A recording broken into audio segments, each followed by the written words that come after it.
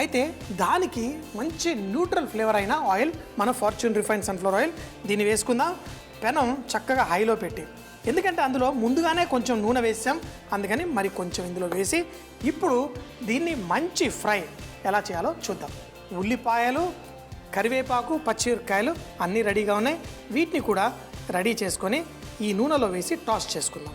ఉల్లిపాయలు మనం లాస్ట్లో వేసుకోవచ్చు, ఎందుకంటే ఆ ఉల్లిపాయలు కొంచెం కరకరలాడుతుంటేనే మనకి టేస్ట్ బాగుంటుంది. కానీ కరివేపాకు, పచ్చిమిరపకాయలు, వెల్లుల్లి ఈ 3 వేసేయచ్చు. కొంచెం నూనె వేడెక్కిన తర్వాత వేద్దాం. దీంట్లో అంతా రెడీ అయిన తర్వాత నిమ్మరసం వేసి అప్పుడు కారప్పొడి జల్లుకుంటూ చేసుకోవాలి. ఇందులో కరివేపాకు, పచ్చిమిరపకాయలు, వెల్లుల్లి 3 వేద్దాం. కరివేపాకు వేయగానే ఆ మంచి సువాసన వచ్చేస్తుంది. దీంట్లో కొంచెం ఉప్పు, ఇప్పుడు మన కారం రెడీగా ఉంది. ఆ వెల్లుల్లి, ఆ పచ్చిమిరపకాయలు కొంచెం వేగిన వెంటనే దీంట్లో ఉన్న మజా మస్తీ మజా ఏంటో చూసేద్దాం. ఇప్పుడు ఈ చికెన్ ఏదైతే ఉందో చక్కగా ఆ నీళ్లు ఉండేది అంతా వెళ్ళిపోయింది. ఇందులోనే అబ్జర్వ్ చేసుకుంటేనే మనకి మంచి టేస్ట్. ఇందులో కొంచెం చిక్కబడ్డ ఆ పెరుగు కానీ ఏదన్నా మిశ్రమం ఉంటే దాన్ని కూడా ఇందులో వేసేసుకోండి.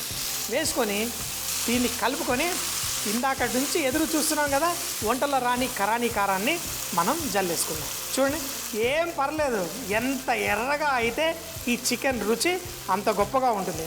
ఇది వేసిన తరువాత దీన్ని ఈ విధంగా వేయించుకుందాం. ఇంకా వేయాలా వేసుకోండి, ఏం ప్రాబ్లం లేదు.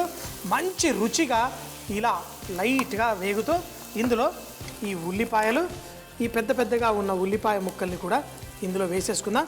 ఎందుకంటే ఇప్పుడు మరీ ఎక్కువగా మనం కుక్ చేయకూడదు. ఆ కారం, ఆ సువాసనతో ఇది మంచిగా ఎంజాయ్ చేయొచ్చు. దీంట్లో నిమ్మరసం, మిరపకాయలు అన్నీ పీల్చుకుంటాయి. ఆ వెల్లుల్లి కూడా ఆ మంచి రుచి పీల్చుకుంటుంది. ఇవన్నీ వేసేసి మన వేపుల్లో ఇప్పుడు రెడీ. ఆ ఉల్లిపాయలు ఈ ఘాటుకి భలే అద్భుతమైన ఆనందం. ఆహా, ఎప్పుడు తినాలని అనుకుంటూ ఉంటాను. మంచి కారం దొరికింది, పర్ఫెక్ట్గా. ఇంకా కొంచెం వేసేసుకుందాం. సూపర్. ఈ గొడ్డు కారం చికెన్ ఫ్రై రెడీ. స్టవ్ కట్టేస్తాను. ఇప్పుడు వడ్డించుకుంటే అసలు సిసలైన మజా. చికెన్ చక్కగా పర్ఫెక్ట్గా ఉడికిపోయింది, ఎందుకంటే 10-11 నిమిషాల పాటు స్లోగా కుక్ చేసాం. మరి దీన్ని టేస్ట్ చేసేద్దామా? అంతా రెడీగా ఉంది. కావాలంటే కొంచెం సన్నగా తరిగిన కొత్తిమీర కూడా ఇందులో వేసేసుకుందాం లైట్గా.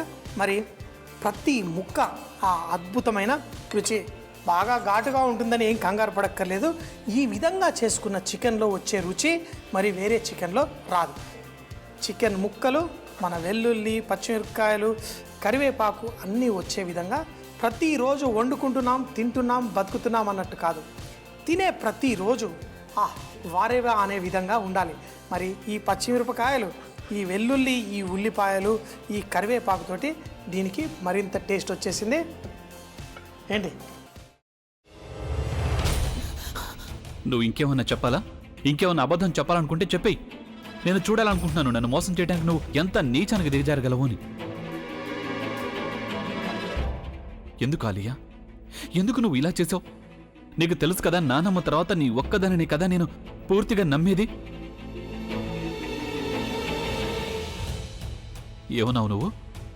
ఈ మధ్య అన్నిటినీ మర్చిపోతున్నావా? అది చాలు. వాటిలో ఉన్న శక్తి విషయాన్ని గ్రహించి మనకు వివరిస్తాయి.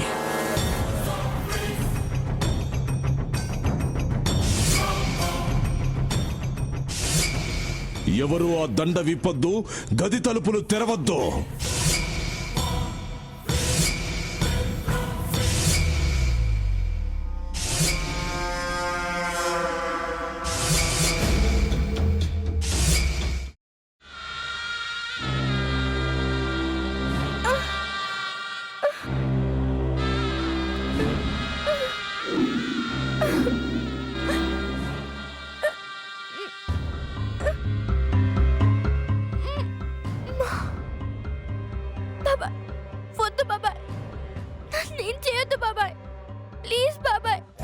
నీకు నిజం తెలిసినప్పుడే నా ఆలోచనలో నువ్వు చచ్చిపోయావు.